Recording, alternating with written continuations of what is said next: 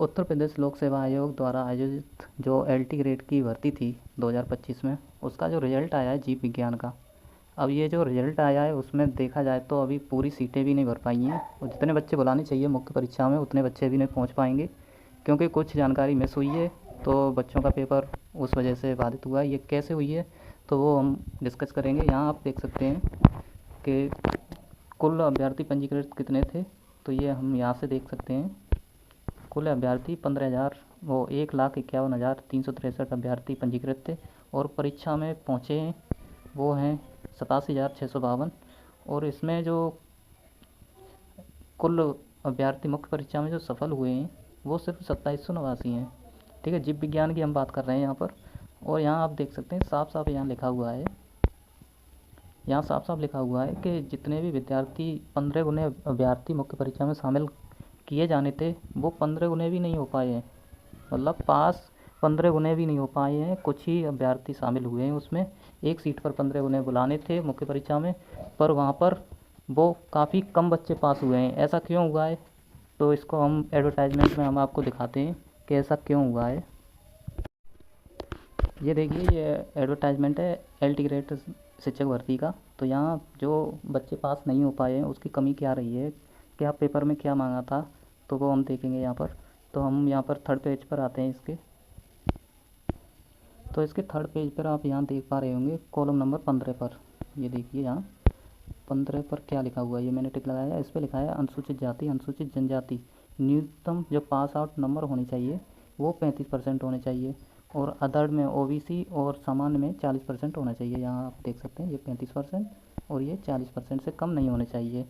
अब ये 40% और 35% है वो जो टोटल क्वेश्चन आए हैं उसमें से संभाला जाएगा, या फिर जो डिवाइड हुए हैं जीएस जीके जीएस का अलग है और विषयवार परीक्षा अलग हुई है। जीके जीएस का 30 प्रश्न पूछे गए थे यहाँ पर, और जो सब्जेक्ट वाइज पूछे गए थे वो 120 क्वेश्चन पूछे गए थे। अब यहाँ पर हम आते हैं जो क्वेश्चन डिवाइड हुए थे।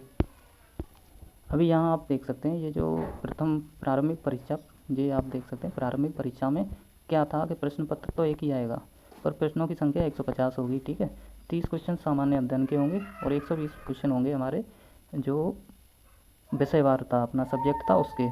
अब यहाँ आपको पेपर में भी देखने को मिला होगा कि 30 क्वेश्चन जो जीके जीएस के थे वो अलग पार्ट में थे, एक साथ थे, और जो सब्जेक्ट वाइज क्वेश्चन पूछे गए थे वो 120 अलग पार्ट बनाया गया था। तो इसमें जो 35% और 40% पास आउट मांगा गया है उसमें देखा जाए तो 30 क्वेश्चन का 35 या 40%, ठीक है, इसे थोड़ा अलग करते हैं। 30 क्वेश्चन का 35 या 40%, जिसकी एससी जाति है वो 35% संभालेगा 30 क्वेश्चन का, और जिसकी भी सामान्य या ओबीसी जाति है वो अपना 40% संभालेगा। तो 35 क्वेश्चन का 40% हमारा 12 क्वेश्चन होते हैं, ये आपके होने ही चाहिए। और 120 भी हमारी मेरिट तब उठेगी जब हमारे मिनिमम 40% होनी चाहिए, मतलब 48 नंबर। अभी जीव विज्ञान में क्या हुआ है कि जिन कैंडिडेट का 30 क्वेश्चन मतलब 35% और 40% से नीचे आए हैं जिनके कैटेगरी वाइज, उनको शामिल ही नहीं किया गया है। उनके चाहे इसमें 55% हो विषय में, या 60% हो या 70% हो, जब तक आपके जीके जीएस पार्ट में 35% एससी वालों के लिए और सामान्य वालों के लिए 40% नहीं होते हैं, तब तक आपके सब्जेक्ट में चाहे जितने भी नंबर हों उनको शामिल नहीं किया गया है। अभी ये उन बच्चों के साथ हुआ है जिन्होंने नोटिफिकेशन नहीं पढ़ा था, जिन्होंने नोटिफिकेशन पढ़ लिया था वो तो सही करके आए हैं। अभी आप हमें बता सकते हैं कि क्या आपको ये जानकारी पहले थी या रिजल्ट आने के बाद हुई है, या अभी तक नहीं मिली है आपको ये जानकारी? क्योंकि बहुत से कैंडिडेट ऐसे हैं जिनके सब्जेक्ट में 70% नंबर आए हुए हैं पर उनका लिस्ट में नाम नहीं है, जो मुख्य परीक्षा के लिए लिस्ट आई है ना, पास आउट नहीं किए गए हैं। वहाँ आप देख सकते हैं कि उनके साथ ये हुआ है, तो वो भ्रम में पड़ गए हैं थोड़ा। तो आप ऐसी जानकारी के लिए चैनल को सब्सक्राइब करें, वीडियो को लाइक करें। धन्यवाद।